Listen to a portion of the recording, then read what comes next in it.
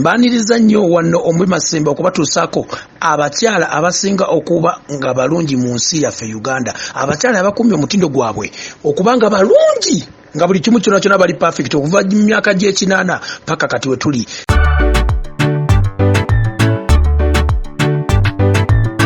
Anti nga wesazeewo okutuusaako ebintu ebyenjawulo abakyala abasinga okuba nga bannalulungi ba Uganda, nga abakyala bano nkuletedde abakyala abayimbi, sikuletedde bakyala baserebo oba baki bano, abakyala abayimbi, nonzeemu abakyala 10 abasinga okuba nga balungi, abanyirira, abalina buli kintu kyonna ekyegombesa omuntu yenna nobeera nga naawe osikirizibwa. Omukyala akutte ekya namba 10 bamuyita Irene Ntale. Irene Ntale ono bikya bimukwatako ebitonotono. Irene Ntale bamuzaalanga ennaku z'omwezi 30 January 1989 oba kitwandiise mu 89 bamuzaalanga. Kitaawe ye George William Ntale nga yamuzaala. Irene Ntale akoze ebintu bingi nnyo ebyenjawulo. Irene Ntale yatandikira kwegamba y'omu ku bayimbi ab'amaanyi abalina talents ez'enjawulo. Irene Ntale muwandiisi. Irene Ntale amanyi okuba gita, ndowooza mu bakyala bonna aba Uganda gwe tulinamu muno asobola okuba gita. Irene ayimba R&B, ayimba reggae. Irene Ntale kwegamba y'omu ku bakyala yeegombesa okulabako asikiriza, kwegamba nga naye oba oli eri ddala. Jjukira ono y'omu ku bakyala be bagamba mbu ateekayo akabina, asiba akabina oba yagula akabina. Ne bambi lumu kyamugwako ku stage Irene Ntale akabina ne kagwa. Bambi tusonyiwemukko. Naye nga Irene Ntale yatandika okuyimba ng'ali mu ssomero mu kwaya z'essomero. Irene Ntale najjanga ayimba n'asomerako Kitanti Primary School, n'agenda Kitanti Hill School mu Olevo, n'agenda Makerere High, n'asomerako Migadde College, najjanga abaatisa bw'atyo okusoma kwe aka Elevo we yagimalira Migadde College, awe yavaawo n'agenda Ekyambogo University, nakola Bachelor of Procurement and Logistic Management degree. Mukazi yasoma nnyo. Irene n'agendako mu Swangs Avenue kwegamba okyekyamuleta okufuuka star. Irene Ntale yayimba akayimba ne Bebe Cool akamuleta ku chati. Irene najja olwavaawo n'agenda mu Swangs Avenue, omwo mwe yakubira akayimba Jobeera, n'ayimba obuyimba obwenjawulo nnyo. Nenga jjukira Bebe Cool bakola ne collaboration yamuleeta. Nenga saawa eno Irene Ntale bice bimufudde okubanga ali mu namba 10. Irene Ntale jukira akantu akamuletedde okulaba nga akwata namba esembayo nti Irene oyo yatikanga yakabina. Ate ng'omuntu omulungi olina okuba nga akabina kyekyo kwe kali, ng'olina okuba nga olina figa, olina okuba nga olina otunula smile, olina face etukula, olina kwegamba otunula boti omuntu n'ennyini asikirizibwa. Irene Ntale akutte kya namba 10 mu lisi ya leero ya top 10 beautiful musician in Uganda. Akutte namba 10. Tukyagenda mu maaso namba 10 ogirabye namba 10 abadde Irene Ntale. Ne katuka tuyingire namba 9. Alozani akutte namba 9. Akutte namba 9 bameta Irene Namatovu. Ono nno mukyala wa Geoffrey Lutaya. Be bamu ku basajja abafunye sente nnyo mu music. Geoffrey Lutaya ne mukyala woyo bagagga nnyo nga balina ebintu ebyenjawulo ebibabeezezza okwegamba bo bakikuba ate bakwatagana ababiri abo bolaba. Nenga mukyala Geoffrey Lutaya Irene Namatovu yakutte namba 9 yonaku olwaleero. Omukyala ono Irene Namatovu yazalibwa mu 87. Kigambibwa mu 87, sijja kugamba kuba abakyala balimba nnyo emyaka, naye nga kigambibwa yazalibwa 87. Irene Namatovu ono naye ava Masaka, nga bbaawe wava e Masaka bonna bakwata ku luguudo lwe lumu. Irene Namatovu kye kimukwasiza namba meka? Namba 9. Irene Namatovu kuva mu myaka gy'ekinaana paka nga twetwogerera akumye omutindo. Omukyalo ono alina figa yennyini eri eyalagirwa. Omukyalo ono Irene Namatovu ekimukwasiza namba meka? Namba 9 alina figa ekisooka. Irene Namatovu waseka naawe oba n'asimayiringa mukobo wati gweke nyini osikirizibwa, alina amannyo gonna gaggwayo. Irene Namatovu ono ekimukwasiza namba 9 atambula bulungi nnyo. Omuzungu kituufu ti abaana abalinaku zino kye bayita catwalk, modelinga modo bakubiga bagamba muno bamodo mbu baba batono. Irene Namatovu fine luli yali mutono nnyo myaka gireje mabega nga bakyalimu Eagles Production, ne kati ennaku zino yakola ki? Yagejja mukko n'akola figa n'ebeera kwegambagamba ne Geoffrey Lutaya waali n'ageza kusangira ku mukyala we Geoffrey Lutaya giba migo gye ninyini. Irene Namatovu ekimukwasiza namba 9 kikyala kirungi, kirina figa, kirina smile, kitambula bulungi, kikola akaviri ne kinyuma buli ngoye zimunyumira. Irene Namatovu kitegeera buli ngoye zimunyumira, tonna kitamunyumira. Irene Namatovu nakola leero yakutte namba 9 mu top abayimbi abasinga okubanga balungi mu Uganda. tukyagenda mu maaso ebadde namba 9 nga namba 9 yaffe ebadde Mayori Namatovu. Sawa tugenda laba namba 8 yaffe nga erimu Winnie Nwagi omukyala asinga okuba nefiga mu Uganda. Omukyala ayogeza nnyo obwama abasajja abenjawulo nga buli omu yeegomba okulaba nga abeerako naye ne Winnie Nwagi. Amanya gamatufu ye Nakanwagi Winifule Nakanwagi mukyala Muganda. Omukyala ono bambi yabonabona nnyo yalina mukwano gwe n'amugamba nekyanaggola bikomanya okukyana gusobola okuyimba ng'ali mukwaya ayimba. Mukwano gwe n'amutwala mu studio n'amugamba genda oyimbe Namasuba abo bali muvaaka ya senior sexy mu recording akayimba kakasooka yakewandikira nga bakayita omukwano gunnuma. Kikyala kino nga bambi kina talent nenga tekinaba kwezuula bambi atera banyonnyo bana abasajja nga bayita nga kikyala nga kakyali katonotono nga kaliyo tekategerekeka ne bajja bakikuba olubuto ne kizaala omwana wakyo baby girl yasooka. Mukwano gwako yalemerako n'agamba China talent onotukiriza kirooto kyo. Winnie Nwagi mubi ne mu bulungi nayingira Coca-Cola rated next. Omukyalo ono yakuba Coca-Cola n'agiyuzayuza bulungi nnyo nga talent agina ayimba bulungi nnyo. Ndozaawo we yayitiramuko bambi agenda okuvaibwa ati abaswangiza Avenue ne bagamba nenno kati ekyenne kyala tukibbe kwakana nga bakiyingiza mu Swangiza Avenue ne kitandikira ndeezoyo ye kikubidde obuyimba obwenjawulo obumukiretedde ng'obuyimba bwe bayita omusawo obuyimba bungi nnyo obuletedde kwegamba abantu bonna abali mu music industry okukitya nenga kiki ekirededde Winnie Nwagi okwata namba 8 yaffe olunaku olwaleero. Winnie Nwagi ono alina figa yekyo buli omu akimanyi era yemukubye muleese okuba nga ali mu namba 8 figa ye yeyo kiriya. Winnie Nwagi ono asiba obuviiri bwe bwateekako buli kaviiri kakyusa kala kyoba kala ki bumunyumira era ekyo nammwe mukimanyi. Alina figa ye kwegamba shape ye nyini wogitunulira bwoti olabira ddala nga ekikyala kinene bw'okireka ku street oba weekubizza emizimu. Winnie Nwagi ono y'omu ku bakyala aboogeddwako e Kampala waneeno aba performing obulungi ku stage nga bw'ajja ku stage anyeenya obunyeenya bw'ati akukyusizaako ku kintu kye Katonda kye yamuwa n'olabira ddala nti oweetaaga omutwala wa ewaka. Tukyagenda maaso Winnie Nwagi akutte namba 8 yaffe olunaku olwaleero. Tukyagenda mu maaso ombi maseme kyakutwala mu maaso nkyakulaga abakyala abasinga okuba abalungi mu Uganda abakyala bannalulungi ba Uganda. Nsize ku namba 7 yaffe nga namba 7 agikwasaganyiza bamita Lydia Jasmine nga amanya gamatufu ye Lydia n'abawanuka. Omwana ono ava Masaka gye bamuzaala yazaalibwa mu 9 mugumu. Yatandikira okusoma gwe yasomerako ku Victoria Nairo School yavaako n'agendako St Mary's School Namaliga nga lino lisangibwa Kinyende sub-county e Mukono district. Olwavaawo n'agenda n'amaliriza emisomo gye egya secondary mu Cityland College e Matugga wa Kiso district. 2016 omwana muwala ono baamutikira Marotech Business School mu Kampala nga yasoma Bachelor of Business Administration and Management degree ye yasooka. Lydia Jasmine ono yayingira okuyimba kuneno ng'ayimba mu kwaya ya ssomero kati oluvannyuma ennyo yali backup singer wa Mozene Radio we yatandika okuyimba era nga ya backing oluyimba lwetantunga ne Breathe Away olwa Mozene Radio. Lydia Jasmine ono ya performinga background vocals lyrics eza Bebe Cool ne Shiba Kalungi. Jasmine oluyimba lwe lwasooka okuyimbibwa yaluyimba ne Rabadaba lubalita kiki ekireetedde Lydia Jasmine okubanga wakabi nnyo. Lydia Jasmine ono baamulonda ogenda mu Coco Studio Africa n'atuyimbira obuyimba obwakabi eyo era yatukiikirira ffe ab'e Uganda. Lydia Jasmine y'omu ku bakyala abakabi abalungi abanyirira ddala nga ne Edisa Musuuza era ndowooza kigambibwa mu eyo ono Lydia Jasmine yaleetedde ne Edisa Musuuza okuba nga baawukana ne Rema Namakula kwegamba Lydia Jasmine ono beyagala nnyo ne Edisa Musuuza kigambibwa mbumbumbu omemazemere otwala mbumbumbu beyagala ne Edisa Musuuza era Lydia Jasmine ono alina kafiga akatono akawato kano makati katonotono eno wansi n'agejja ate wano n'akoggamuko kwegamba n'abeera nga figa kyekyo yeekuteyo ne waba atambula bw'ati amodolinga. Omukyalo ono apafominga ku stage n'akubaka bw'atera okwambala bumini bwe n'olabira ddala nti yaliko ye omukyala alina face yakabinyonyo akasusu kiriya nti alinganga alina n'obunyanya mu matama nenga tebulimu era tobulaba n'otunula ewala tobutegeera bunnyo baabulina batabulina kwegamba yabuzaabuza kwegamba n'abeera nga atukubirayo ko Lydia Jasmine. Lydia Jasmine no akutte namba 7 yaffe olunaku olwaleero mu bakyala abasinga okubanga abalungi mu Uganda. tugenze ku mukyala gwe bayita Caritas Kalio. Omukyala ono yaliko mu Golden Band yaliko mu Golden Band yabamisa Kisemakula nga jayimbira omuziki gwe we yavaayo n'agenda solo natandika okuyimba ikaika Caritas Kalio yakutte namba mukaga yafuna ku lwaleero kiki ekimwetera okukwata namba mukaga Caritas Kalio. Caritas Kalio ayina eddoboozi eddungi. Caritas Kalio ayogera bulungi nnyo tosobola kwogera naye n'ogamba ddala omwana ono olabika bayina empisa embi batayina tosobola kwawula bayina empisa embi batayina ate ng'omuntu omulungi olina okuba nga yina ebintu bino ebyenjawulo olina okuba nga olina figa ennungi otambula bulungi oyogera bulungi eri abantu kwegamba ng'olina empisa tosobola mubuuka ddala. Caritas Kalio akutte namba mukaaga olunaku olwaleero.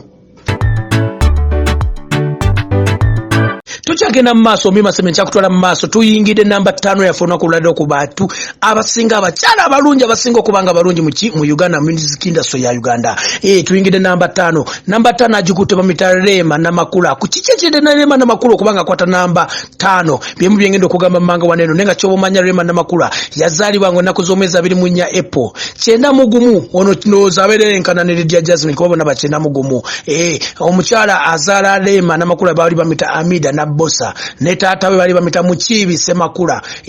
Omwana ono omwana muwala yayingira Chitande Primary School omumu yasomera okusoma kwe nagenda St. Bali ku Dembe Senior Secondary School awono yamalira O-level ne A-level oluvannyuma nayingira Kyamugo University. Omwana muwala ono Rema kuyimba kwe kuyimba kwe okutandika nga agamba muno kayimbe yatandikira mu vaaka ya senior 6 omuno yatandika okuyimba karaoke oluvannyuma nnyo Rema Namakula n'afuuka backup singer wa Halima Namakula ono ye mentor we oba gwe yegombo bagwe yakopperako okulaba nga naye afuuka kikyakola kyali Halima Namakula oli w'amaanyi nnyo oluvannyuma nnyo Bebe Kula jabuukira eggaali abuukira Rema Namakula mufula ne backup singayo mugagamero ki bandi kigambibwa omukulu Bebe Kula big size nti era waliwo ekyali kigenda mu maaso ne Rema Namakula awono n'atandika okulikodinga obuyimba bwe nga ali ne Bebe Kula kwegamba Bebe Kula yamutaasa Rema n'afuuka star oluvannyuma ennyo Bebe Kula baali waka najja alaba TV television kigambibwa nti nalaba Rema Namakula ng'agamba agenda kulaunchinga ate agenda gowinga solo agenda kuyimba yekayeka Bebe Kula ne kimunyiza n'agamba Rema tonda banga kankugobe Rema nayifulumya akayimba ke oliwanga akayimba kaneno nga Nisenule yakawandika ke kayita Rema mu industry ya Uganda okubanga afuuka star oliwange newe bananvuma Rema afulumya akayimba ako kamufuukira tabu nga kabi nnyo Rema ono ebbanga lyamaze ku industry ya Uganda ndoza ebbanga lyamaze nga beegala ne Edisa Musuuza Rema Namakula kiki kimudde okubanga akwata namba 5 yona kulwaleero mu top beautiful ladies aba musician ab'amaanyi aba Uganda abayimbi abalungi abasinga abanalungi ba Uganda Rema akutte kya namba 5 kiki kimudde okukwata namba 5 Rema automatically obunya bwalina matama bemukwasiza namba 5 obunya obwo tebulabikalabika obunya obuzibu okusanga ku muntu ne bwasikamu bw'ato tebya ddala nti obunya obwo omukyalo oyo kiriya Rema akutte namba 5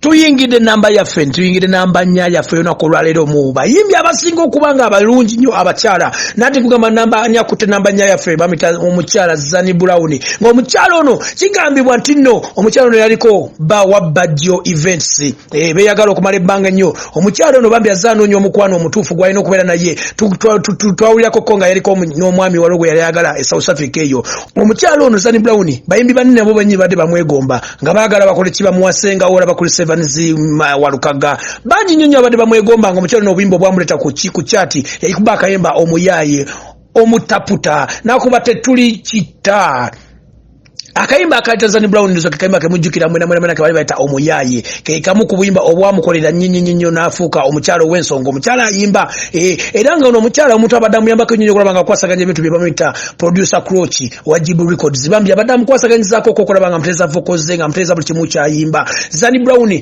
yakuba obuyimba bungi nnyo obw'enjawulo bwakabiro ddala nga omuli Nsookayo Nido Drive Away sijja kulya mu kyalo akayimba ako nange nakagala nnyo nga Zani Brown akakuba kyobomanya tukyagenda mu maaso mbiba seme kyakutwala mu maaso nkuwa abantu 10 abakyala abasinga okuba abalungi mu Uganda Zani Brown akutte namba 4 eyonako olwaleero lwaki akutte namba 4 omukyalo ono alina kala kyekyo kala y'amaanyi gyalina baabakala era abasajja mwene abaliyo nga mwagala abakyala muganja nnyo abakyala ababeerwa abakyala alinganga muzungu Zani Brown alinganga muzungu wasekamuko bwatugwe kenyini bulaza nkubuulira mulo we kenyini ogamba kyekyo bwe sivaawo ne Zanny Brown mba mulalu. Zanny Brown ono y'omu ku bakyala aboogerwako nnyo abasinga obulungi yandibadde abeera mu namba emu ne lwakuba tulijjukira olunaku leero nze nonze abasinga kuva mu 8 paka kati we tuli waneeno sironze muno Zanny Brown ne tuba mu myaka guneno Zanny Brown yasooka kwata namba 1 y'olunaku Zanny Brown yasooka kwata namba ne kugamba kuva mu 9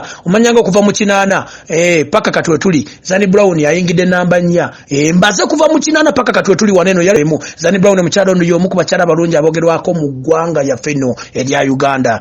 Zanny Brown yakutte namba 4.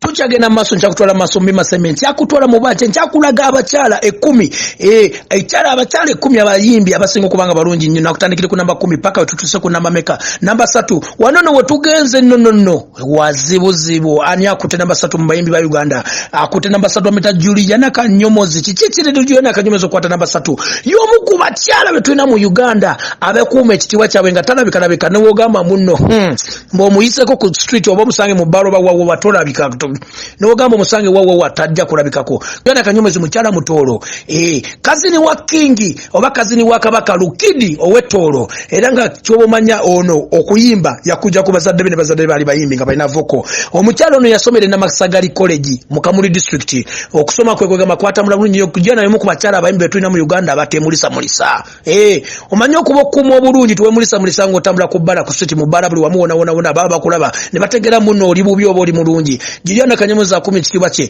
y'omu ku bakyala betulina mu Uganda ndoza era akwata namba 1 mu kuyimba awo buli omu amwegomba bonabona abayimbi abakyala bazze bonabona bazze bagamba nti njalabanga Juliana ono kwegamba ye ebyokumwogerako bingi nnyo tosala na Bimalona ku lwaliro nenjala nsoke kweko ku awards kubanga omuntu okufuna award kyekiraga amaanyi g'omuntu award yawangula SFA award ezo bamulondanga celebrity asinzo okwambala obulungi n'awangula iPeople awards alinamu awards mpitirivu kikyekyerere Juliana okubanga kutte namba 3 yonako olwaleero mu bakyala abasinga okuba abalungi abakyala 10 Juliana ono atambula bulungi. Juliana ono okutambula kwe tatambula nga amaaguuka atambula nga yeegendereza nawe kegwe kenyini olabira da steps zalinya ku magulu ge waneno nga atambula alinya gwe kenyini olabira dada nti oyo nno omukyala mulungi ate nga fa abasajja nga womanyi tulabiriza ddala obono okwana omukyala obono olaba omukyala omuwegombe osoka kulaba ntambula yatambula asatuka pakuka alina akabaliga atalina kiki. Juliana ono talina kabaliga atambula bulungi nnyo steps ze zenyizinyo zirabe ddala n'olabira ddala nga ne figa kyekyo buli lugoye lunyumira Juliana bannaye tasobola kwambala kino kyonna ne waba yambadde biki omukyala ono omutoolo wa kabi nnyo mwana nze kababulire ayambala bulungi buli lugoye lwasabula olabira ddala nti kyekyo ayina figa ayina amaaso amalungi. Juliana nga yakutunulidde bw'ati eriiso ly'eddene eddungi lya white wekenyini ogamba leero no siveewo noono n'alekaani Juliana akutte namba 3 olunaku olwaleero. Tukyagenda mu maaso mbima sementi kyakutwala mu maaso oyo obadde namba 3 Juliana Kanyomozi akutte namba 3 tugeze mu namba 2 ani akutte namba 2 yaffe olunaku olwaleero bamita omukyala ono yaliko omukyala wa John Segawa bamita Maria Mundagire nga yazalibwa ennaku z'omwezi 16 Mei 7 omukyala ono talenti kizaalina ez'enjawulo ezibanga zimuletedde okubanga wakabinga w'amaanyi ng'alabwako mu Uganda era nga abantu bamulabawo. Omukyala ono muyimbi mukyala musanyusa mukyala azannya firimu awandika firimu omukyala ono producer wa firimu afulumya firimu ez'enjawulo omukyala ono y'omu ku betulina mu Uganda betulinamu essuubi nti bajja azanyirako Mollywood saawa yonna omukyala ono bamuzaala Kampala nga omukyala ono okusoma kwe yagendako Kampala High School yali tanaba kumalako olevo n'agendako n'asomerako ko Trinity College na Bingwe Wakiso olwo yaveeyo n'agenda n'akola diploma ye mu marketing eno yagikolera ku mumbuzi wali nakawa. Omukyala ono n'amaliriza ng'agenze n'asoma music dance and drama okuva e Makerere University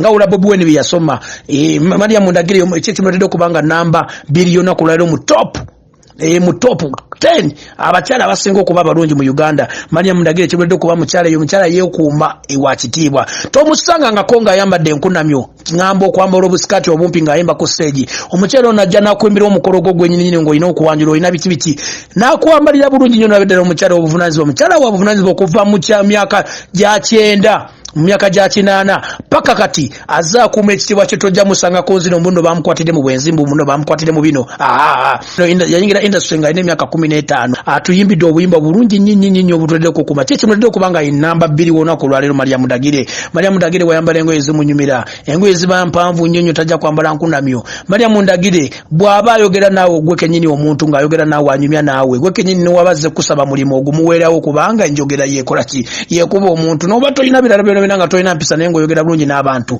okwatirawo ekya namba 2 Mariam Ndagire akutte namba 2 olunaku olwaleero.